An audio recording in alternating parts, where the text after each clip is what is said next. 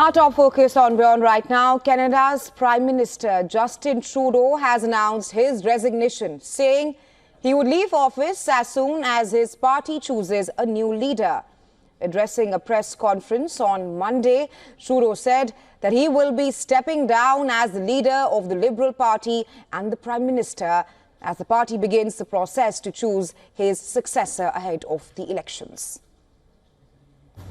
I intend to resign as party leader, as Prime Minister, after the party selects its next leader through a robust, nationwide, competitive process. Last night, I asked the President of the Liberal Party to begin that process. The outgoing Prime Minister also said that work of the Parliament will be suspended till March 24th, citing months of political paralysis. Trudeau said that he has advised the Governor-General to take the required steps to suspend Parliament for the next 3 months.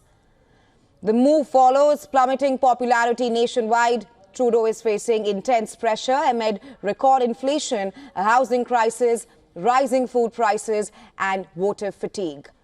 Recent polls show the Liberal Party at a record low popularity, its worst pre-election performance in over a century. The latest poll shows declining preference for Trudeau as the Prime Minister, with opposition Conservative leader becoming increasingly popular. For months, more and more Liberal Party members have raised questions over a growing leadership crisis. In October itself, 24 backbench Liberal MPs signed a letter urging him to step down. 2 weeks ago, over 50 Liberal parliamentarians asked Trudeau to step down as well. The situation then worsened further with the shock resignation of Deputy Prime Minister Chrystia Freeland. Well, the big question now is who will succeed Trudeau as ruling party's leader ahead of critical elections in Canada. The elections are supposed to be held before October this year. And this is what Harrison Faulkner, who's a journalist and a radio host from Toronto, had to say on the current situation in Canada with Trudeau's resignation. Take a listen.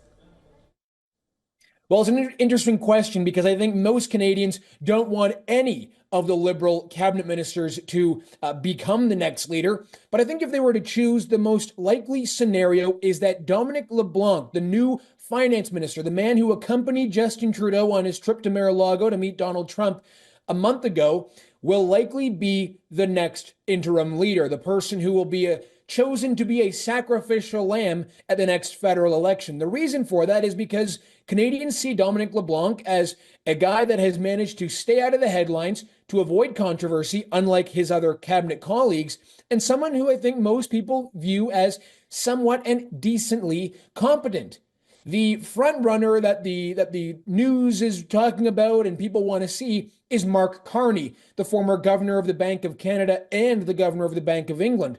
He, however, is seen as probably the next leader to take on the leadership of the party after the election. Why someone of his caliber and of his stature would want to hold the inevitable loss at a federal election doesn't make much sense. So it won't be Mark Carney.